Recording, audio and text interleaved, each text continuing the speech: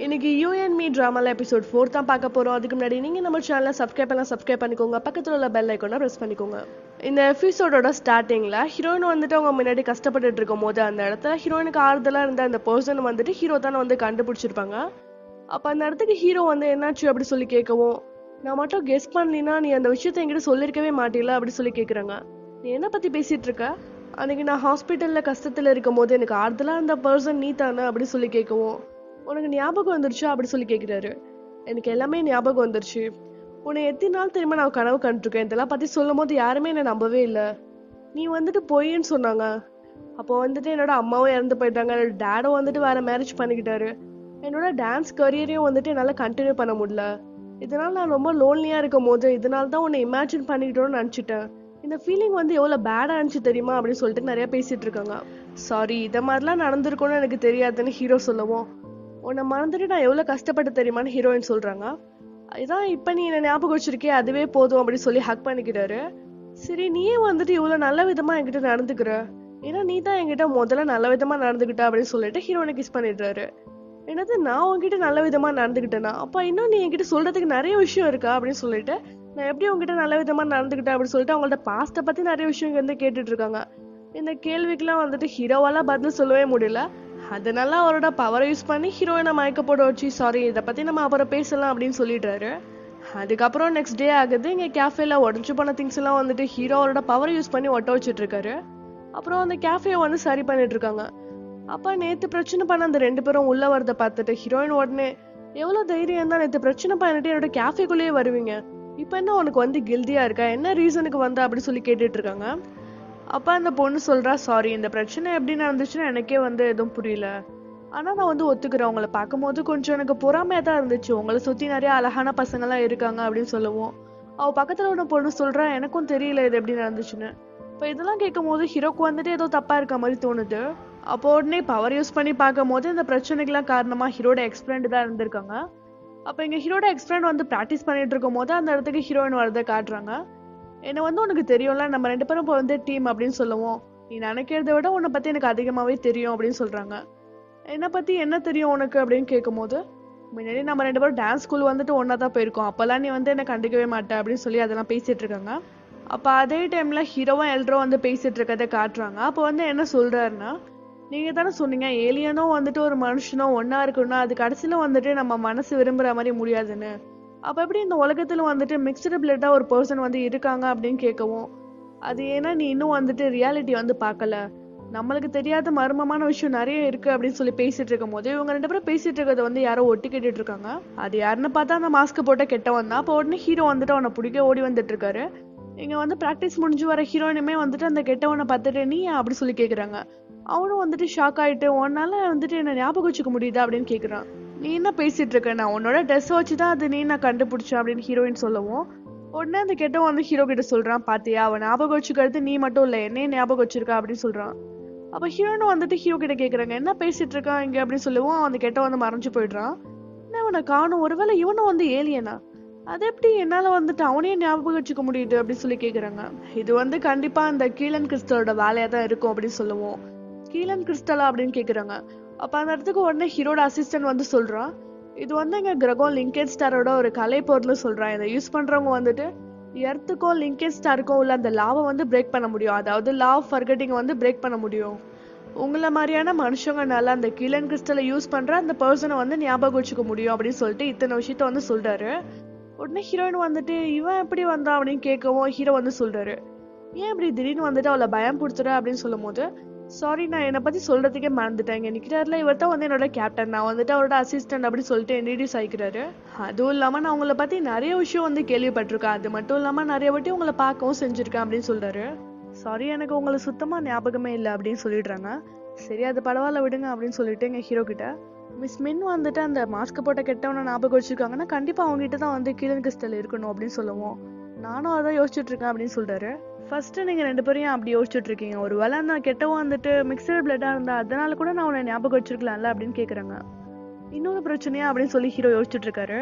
அதுக்கப்புறம் next day morning ஆகுது. Heroine வழக்கம் போல கேஃபேல இருக்காங்க. அப்ப அங்க இருக்க கஸ்டமர் எல்லாம் பார்க்கும்போது எதர்ச்சியா ஒரு தாட் வருது, இவங்கெல்லாம் யாராவது வந்துட்டு மிக்சர் பிளட்டா இருப்பாங்களான்னு. அப்ப அங்க ஒரு மக் இருக்கு, அது வந்து கீழே விழ போகும்போது ஒரு ஸ்டாஃப் வந்து கேட்ச் பிடிச்சிடுறாரு. இவனா இருக்குமோ அப்படின்னு சொல்லி பார்த்துட்டு இருக்காங்க.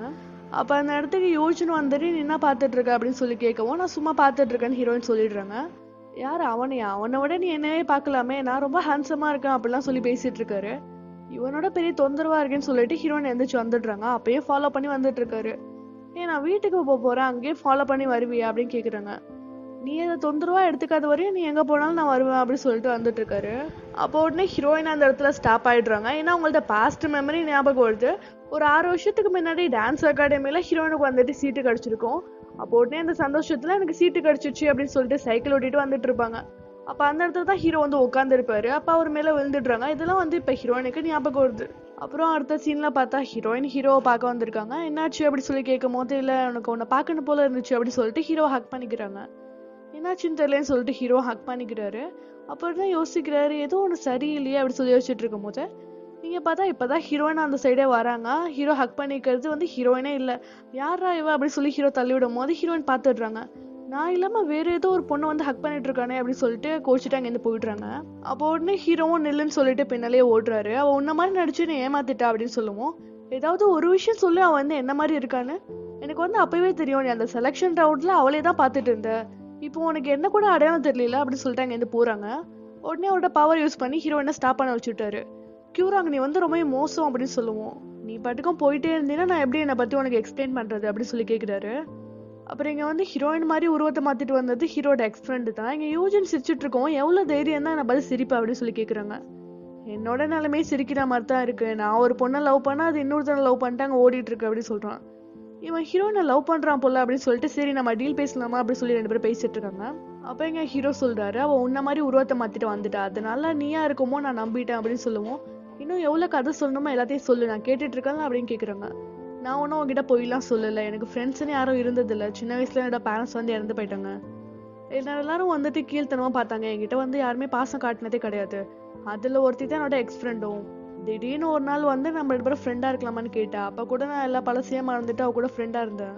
ஆனா ஸ்பெஷல் ஃபோர்ஸுக்கு வந்துட்டு என்ன கேட்காமலே என்னோட நேம் வந்து கொடுத்துட்டா. அதே அப்படி பண்ண அப்படி சொல்லி கேட்கும் போது நான் வந்து ஃபியூச்சரும் வந்துட்டு ஒரு பெட்டரான ஃபியூச்சரா மாத்திருக்கேன். இதுக்கு வந்து நீ எனக்கு தேங்க்ஸ் தான் சொல்லணும், இந்த மாதிரிலாம் பேசக்கூடாது அப்படின்னு சொன்னான்.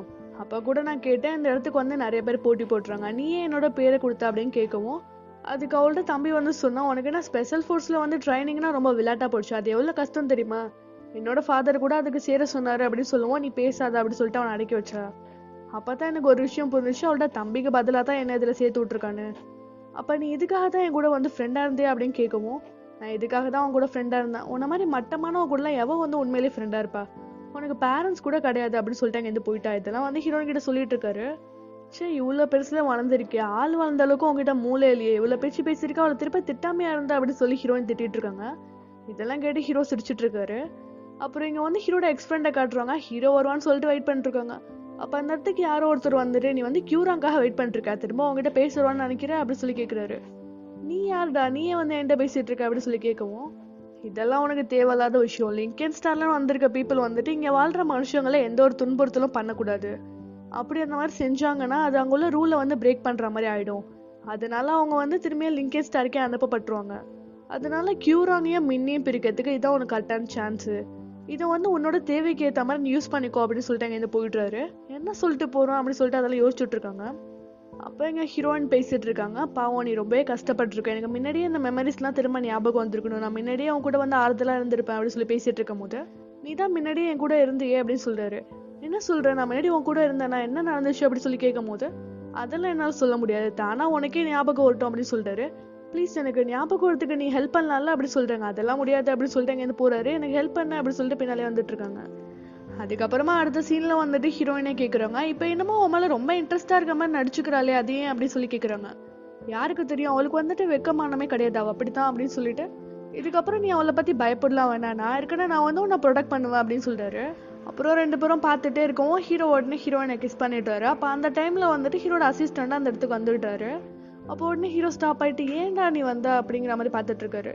இப்போ உடனே கேப்டன் அப்படின்னு சொல்லி வந்துட்டு நீங்க சொன்ன மாதிரி உங்க எக்ஸ் ஃப்ரெண்டோட இடத்துக்கு போயிட்டு நான் தேடி பார்த்தேன், அங்க வந்து இந்த லவ் லெட்டர் தான் கிடைச்சிச்சு அப்படின்னு சொல்லிட்டு ஒரு 2-3 வருஷம் பழமையான ஒரு லெட்டர் வந்து கொடுக்குறாரு. இதுல வந்துட்டு ஒரு ஆம்பளைய பத்தி ரொம்ப லவ் ஃபீலிங்கோட வர்ணிச்சு எழுதியிருக்காங்க. இதை தவிர சந்தேகப்படுற மாதிரி வேற எந்த பொருளும் எனக்கு கிடைக்கல அப்படின்னு சொல்லுவோம். இதோட விஷயத்த நம்ம எவ்வளவு சீக்கிரம் முடிக்கிறோமோ அதுதான் நம்ம நல்லது அப்படின்னு ஹீரோ சொல்றாரு. அப்புறம் நான் உங்ககிட்ட ஒரு இம்பார்ட்டன்டான விஷயம் சொல்லணும், அதை நான் சொல்லணுமான்னு எனக்கு தெரியல அப்படின்னு சொல்லும் போது, சரி நீ சொல்லு நான் கேட்கறேன் அப்படின்னு கேக்குறாரு. இல்ல நீங்க ஏன் வந்துட்டு ஹீரோயின் மின் கிட்ட வந்துட்டு ரொம்ப அன்பா நல்ல விதமா நடந்துக்கிறீங்க? அவங்க ஏன் வந்து காரணமே இல்லாம உங்களை வந்து ஞாபகம் வச்சிருக்கணும்? இதெல்லாம் பார்க்கும்போது நடிப்பு மாதிரி தெரியலையா அப்படின்னு கேக்குறாரு. நீ என்ன சொல்ல வர? ஆனா உண்மையிலே மின்னுக்கு வந்துட்டு உன்னை ஞாபகம் இல்லையா அப்படின்னு சொல்றாரு. நான் அதை தான் சொல்ல வரேன், அவங்க வந்து ஆரம்பத்திலேயே நடிச்சுட்டு இருக்கலாம்ல, ஒருவேளை அவங்களுக்கு எல்லார பத்தின மெமரிஸும் இருக்கு, என்ன தெரியாத மாதிரி நடிச்சுட்டு இருக்காங்களோ அப்படின்னு சொல்றான். இதெல்லாம் பத்தி நீ யோசிச்சுட்டு இருக்காத, உனக்கு கொடுத்துருக்க வேலையை மட்டும் நீ பண்ணு, மத்ததெல்லாம் நான் பாத்துக்கிறேன் அப்படின்னு சொல்றாரு. அப்புறம் ஒரு 15 இயர்ஸ்க்கு முன்னாடி காட்டுறாங்க, ஒரு சின்ன பொண்ணும் சின்ன பையனும் இருக்காங்க. அதான் ஹீரோயின், இதான் ஹீரோ. அப்போ வந்து சொல்றாங்க, உனக்கு வலிக்காம நான் வந்து மறந்து போட்டு விடுறேன், இனிமே வந்துட்டு உன்னை யாராவது புள்ளி பண்ணாங்கன்னா என்கிட்ட வந்துரு, இந்த இடத்துக்கே நான் தான் வந்து பாஸ். அதுவும் இல்லாம நான் வளர்ந்ததும் வந்து டான்ஸ் டீச்சர் ஆக போறேன், டீச்சருக்கு வந்து எல்லாரும் பயந்து தானே ஆகணும், நான் வந்து உன்னை ப்ரொடெக்ட் பண்றேன் அப்படிலாம் சொல்லி பேசிட்டு இருக்காங்க ஹீரோ கிட்ட. இப்ப பிரசன்ட்ல ஹீரோ வந்துட்டு ஏற்கனவே ஹீரோயின் கிட்ட சொல்லியிருப்பாரு, நான் வந்து உன்னை முன்னாடியே மீட் பண்ணிருக்கேன், இந்த புள்ளி பண்ற விஷயம் உனக்கு ஏற்கனவே தெரியும்னு. இப்படிதான் வந்துட்டு 15 வருஷத்துக்கு முன்னாடி 2 பேரும் வந்து மீட் பண்ணிருப்பாங்க. அப்புறம் எங்க ஹீரோட எக்ஸ் ஃப்ரெண்ட காட்டுறாங்க. அப்ப அந்த இடத்துக்கு யாருன்னே தெரியாத 2 பேரும் வரத பார்த்துட்டு, நீங்களா யாரு அப்படி சொல்லி கேக்குறாங்க. நாங்க வந்து லிங்கேட் ஸ்டார்ல வந்திருக்க அதிகாரி, உன்னை வந்து அரெஸ்ட் பண்ண போறோம், உன்கிட்ட வந்துட்டு கிளன் கிறிஸ்டல் இருக்கதா தகவல் வந்திருக்கு, ஒழுங்கா என் கூட லிங்கேட் ஸ்டாருக்கு வந்துரு அப்படின்னு சொல்லிட்டு அரெஸ்ட் பண்ண வராங்க. நாங்களாம் வரல அப்படின்னு சொல்லிட்டு ஹீரோட எக்ஸ் ஃப்ரெண்ட் வந்துட்டு அங்கேயும் தப்பிச்சு போறாங்க. அதெல்லாம் வந்து ஹீரோ பார்த்துட்டு இருக்காரு. இங்க ஹீரோட எக்ஸ் ஃப்ரெண்ட் ஒரு இடத்துல மறைஞ்சு உட்கார்ந்து இருக்கவும் அந்த இடத்துக்கு கரெக்டா யூஜன் வராரு. நீ எங்க வர அப்படி சொல்லி கேக்குறாங்க. நான் சும்மா எதிர்ச்சியா வந்தேன், இப்ப ஏன் நீ உட்காந்து அழுதுட்டு இருக்க அதெல்லாம் கேக்குறாரு. அதெல்லாம் உனக்கு தேவையில்லாத விஷயம், இப்ப நம்ம 2 பேரும் வந்து டீமா இருக்கோம், எனக்கு உன்னோட ஹெல்ப் தேவைப்படுது அப்படின்னு சொல்றாங்க. அப்புறம் நெக்ஸ்ட் டே ஆகுது, ஹீரோயின் ஒரு ரெஸ்டாரண்ட்டுக்கு அவங்கள்ட்ட டேடை மீட் பண்றதுக்கு வராங்க. அப்ப அந்த இடத்துல அவங்கள்ட்ட டேடு இல்ல, யூஜின் தான் இருக்காரு. எங்கடா உன்னோட ஃபாதரையும் என்னோட ஃபாதரையும் காணுமே அப்படி சொல்லி கேக்குறாங்க. இன்னுமா உனக்கு புரியல, அவங்க 2 பேரும் நம்மள மேட்ச் அப் பண்றதுக்கு பாக்குறாங்க அப்படின்னு சொல்லும் போது, அது தெரிஞ்சு நீயும் வந்திருக்க பாத்தியா, அதுதான் எனக்கு ரொம்ப எரிச்சலா இருக்கு அப்படி சொல்றாங்க. நான் ஒன்னும் அதுக்கெல்லாம் வரல, நான் வந்து சாப்பிட தான் வந்தேன் அப்படின்னு சொல்றாரு. இதெல்லாம் கேட்டுட்டு ஹீரோயின் அங்க இருந்து போயிடலான்னு பாக்குறாங்க. அப்ப அவங்கள்ட்ட வயிறு சாப்பாட்டுக்கு சத்தம் போட்டுருது. பரவாயில்ல நீயும் வேணா உட்காந்து சாப்பிடு, நான் உன்னை பேலாம் பண்ண சொல்ல மாட்டேன் அப்படின்னு சொல்லிட்டாரு. சரி ஃப்ரீயா கிடைக்கிற சாப்பாடை நம்ம ஏன் வேஸ்ட் பண்ணோம் அப்படின்னு சொல்லிட்டு ஹீரோயினை சாப்பிட போயிடுறாங்க. இங்க ஹீரோ வந்துட்டு அவரோட அசிஸ்டன்ட் சொன்னா அந்த ஒரு விஷயத்தையும் நினைச்சு பார்த்துட்டு இருக்காரு. அப்ப வந்து அவர் சொல்லியிருப்பார்ல, நீங்க வந்துட்டு அவங்க கிட்ட ரொம்ப அன்பா நல்ல விதமா நடந்துக்கிறீங்க, அதுவும் இல்லாம மின்னியே வந்துட்டு எந்த காரணமும் இல்லாம உங்களை ஞாபகம் வச்சிருக்கணும் அப்படிலாம் கேட்டிருப்பாரு. அப்போ உடனே ஒரு பாஸ்ட் மெமரி வந்துட்டு ஹீரோ நினைச்சு பாக்குறாரு. அப்போ ஒரு 6 வருஷத்துக்கு முன்னாடி ஹீரோக்கு வந்துட்டு அவரோட பவர் எப்படி வந்து கண்ட்ரோல் பண்ணவும் தெரியாது. அப்ப கண்ட்ரோல் பண்ண ட்ரை பண்ணிட்டு இருக்கும் போது அங்க வந்து ஹீரோயின் சைக்கிள் ஓட்டிட்டு வந்திருப்பாங்க. அப்ப அந்த பவர் மூலமா தான் ஹீரோயின் வந்துட்டு ஹீரோ மேல வந்து விழுந்திருப்பாங்க. சரி என்னாச்சு உனக்கு எதுவும் ஆகலையில எந்திரி அப்படின்னு சொல்லும் போது சாரின்னு சொல்லிட்டு ஹீரோயின் உடனே எந்திரிச்சு அவங்க சைக்கிளை பாக்குறாங்க. இன்னைக்கு என்னமோ வந்துட்டு சரியில்லை, நான் இதை மாதிரிலாம் இதுக்கு முன்னாடி சைக்கிள் வந்து விழுந்ததே இல்லை அப்படின்னு சொல்லி செக் பண்ணுவோம். அவங்க சைக்கிள் பெடல் வந்து உடஞ்சிருக்கு. சிச்சோ இது உடஞ்சிருக்கே அப்படின்னு சொல்லிட்டு ஹீரோயின் பார்த்துட்டு இருக்கிறத ஹீரோவும் பாக்குறாரு. நம்மளால தானே உடஞ்சு போச்சு அப்படின்னு ஒரு எண்ணம் வருது. சரி நான் உங்களுக்கு ஹெல்ப் பண்ணிட்டேன் அப்படின்னு சொல்லிட்டு ஹீரோ வந்துட்டு அதை ஒழுங்கா ஃபிக்ஸ் பண்றதுக்கு ட்ரை பண்றாரு. ஆனா அந்த சைக்கிளோட பெடல் வந்துட்டு உடஞ்சு தனியா ஹீரோட கையிலேயே வந்துருது. என்ன இப்படி உடச்சிட்டானு ஹீரோயின் பாக்குறாங்க. அப்போ உடனே ஹீரோ மூஞ்சில அந்த கிரீஸ் எல்லாம் அப்பி இருக்கிறத பார்த்துட்டு சிரிச்சுட்டு இருக்காங்க. உடனே ஹீரோ வந்துட்டு அவங்க மூஞ்சிலையும் அப்பி விட்டுறாரு. 2 பேரும் மாத்தி மாத்தி அப்பிட்டு விளையாண்டுட்டு இருக்காங்க. அப்ப சிரிச்சுலாம் முடிச்சுட்டு உன்னோட பேர் என்ன அப்படி சொல்லி கேக்குறாங்க. என்னோட பேர் கியூராங் அப்படின்னு சொல்றாரு. அப்ப ஹீரோயினும் வந்துட்டு இன்ட்ரடியூஸ் ஆகிக்கிறாங்க. என்னோட பேர் வந்து மினோ, நான் மீட் பண்ணதுல ரொம்ப சந்தோஷம் அப்படின்னு சொல்லிட்டு கை கொடுக்குறாங்க. அப்ப ஹீரோக்கு சின்ன வயசுல ஹீரோயினை மீட் பண்ணது வந்து ஞாபகம் வருது. அப்ப அவரும் வந்து கை கொடுக்குறாரு. இதோட இந்த எபிசோட் முடியுது. உங்களுக்கு இந்த வீடியோ பிடிச்சிருந்துச்சுன்னா லைக் பண்ணுங்க, ஷேர் பண்ணுங்க, கமெண்ட் பண்ணுங்க, மறக்காம சேனலுக்கு சப்ஸ்கிரைப் பண்ணுங்க. அதுவும் இல்லாம நம்ம இன்ஸ்டா பேஜும் ஃபாலோ பண்ணிக்கோங்க. தேங்க்ஸ் ஃபார் வாட்சிங்.